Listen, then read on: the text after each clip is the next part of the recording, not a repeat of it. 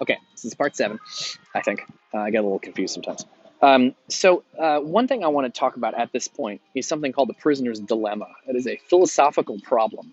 Um, it's sort of an ethical problem, and it's sort of a puzzle. My students have a lot of trouble understanding the prisoner's dilemma because they have been brought up to believe that snitching is always wrong. Now, that may be true, that may not be true. I taught a class once, and the student said snitching is always wrong, and I tried to press them on this, maybe, but really, what if your best friend just puts a bomb on a subway train because they were a terrorist? One of my students was like, well, in that case, I would want to alert the police. And my whole class made fun of him for days because they were like, fucking snitch. And they were like all mad at him because he would turn in a friend who was a terrorist who was going to kill hundreds of people with a bomb. Okay. I mean, I get it. The police, I get it. I get it. I get it. Anyway, prisoner's dilemma. You got to have more of an open mind to understand the prisoner's dilemma. It's a puzzle. It's also very abstract. My students often want details, but the whole point of it is it's supposed to be detail-free because it's supposed to cover, like a math equation, it's supposed to cover, 2 plus 2 equals 4 doesn't, 2 what? 2 anything plus 2 anything equals 4 of that thing. So here's the prisoner's dilemma. Prisoner's dilemma is 2 criminals have been caught doing a crime. If they both stay silent, they only go to jail for a little bit. But if one criminal rats out, snitches on the other criminal, the rat goes free.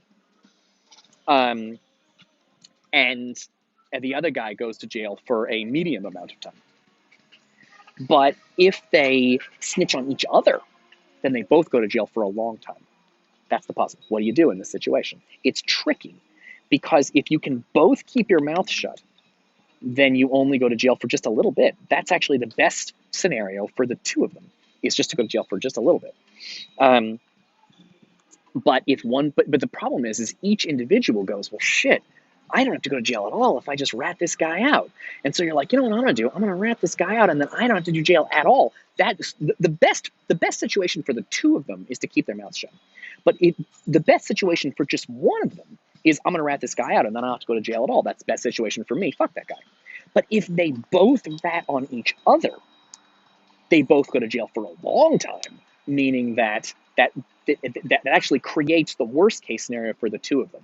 It's a puzzle because it's supposed to teach you something about the relationship between individuals and communities. That if you're only in it for yourself, are you thinking about the best scenario for the group, or are you thinking about the best scenario for you? The best scenario for the group is for everyone. Is for the pair of them to keep their mouths shut. Then the 2 of them get. It's the best scenario for both of them together. But then the person goes, well, wait a minute. As a group, the 2 of us, we agreed to keep our mouths shut. But if I break that and decide I'm just in it for myself, then I go free, and this other guy has to go to jail. The problem is he's also thinking like that.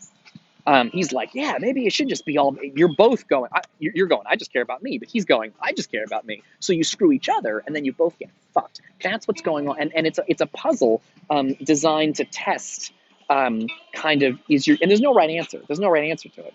I guess the right answer is keep your mouth shut and protect the group. But the problem is if you know the other guy is also going to keep his mouth shut, that gives you an excellent opportunity to screw him over and go free. Unless he also thinks like you're thinking, in which case you're both fucked. So that's the situation that Phyllis and Neff find themselves in the closing stretch to the movie. That basically, they can pin the murder on the other person. The problem is they did this for money, but they also did it for love. So each one has the chance to kind of say the other person did it, in which case they will, they can kind of, they get away. But the only way they can get away is by screwing the other person. And just like in the prisoner's dilemma, the problem is that if you've agreed to stay silent, that's the best situation. But if you believe the other person believes that, then you're going to be tempted to rat, because if they say stay silent like they said they were going to, but you're the only one that rats, but then if you both rat, you're both fucked. So the point of the puzzle, that's the situation they're in, is Phyllis and Neff, they just have to trust each other. They have to keep their mouths shut and trust each other, and then they'll be successful. But the problem is that they both committed murder together. So they can't trust each other because they're both fucking murderers. And if somebody commits murder, this is not a trustworthy person.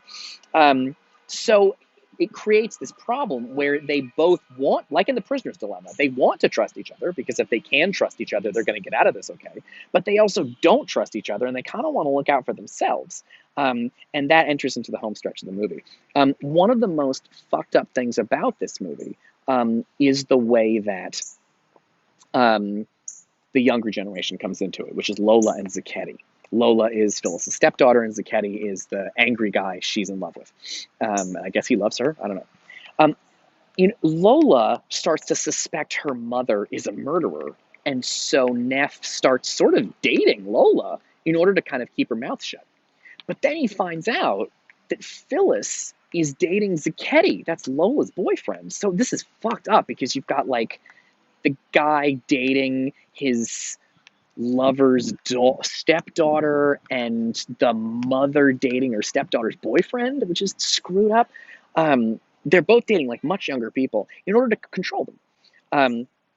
Now, Phyllis says at least one of Phyllis's plans is that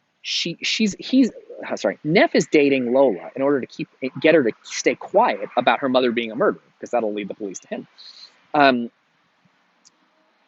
But Phyllis is dating Zacchetti because she's manipulating Zacchetti into maybe killing Lola because he's such a hothead. If she just says, "Oh, she's stepping out on you," he'll murder her.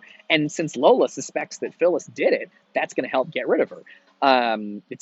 So Phyllis, by the way, essentially is killing every member of her family, right? She was a nurse to her future husband's wife. So she kills the wife and becomes the wife. Then she kills the husband to get the money. And then the daughter suspects and she wants to kill the daughter too. So she's killing everybody in this movie. And Neff starts to feel like maybe I'm next. So you can run away with Zacchetti.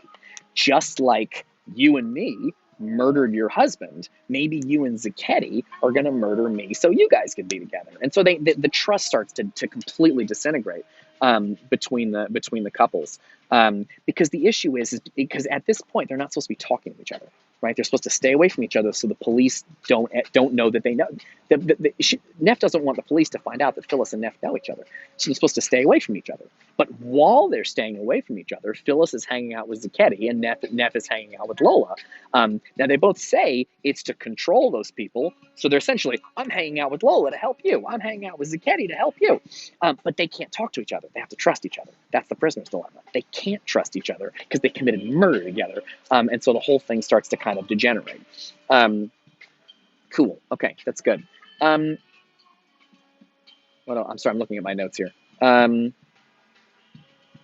Yeah, okay, I got it. So the thing to notice here is how insanely interchangeable these people are. Right? Walter, Neff takes the place of Phyllis's husband. Phyllis killed, when she was a nurse, took the place of this guy's wife and married him. So I'm gonna do this in order. Phyllis, in the backstory to the movie, Phyllis maybe killed a wife so that she could become the wife. Then Neff pretends to be the new husband so that they can kill the new husband. But this now in this part of the movie, more interchangeable people have appeared.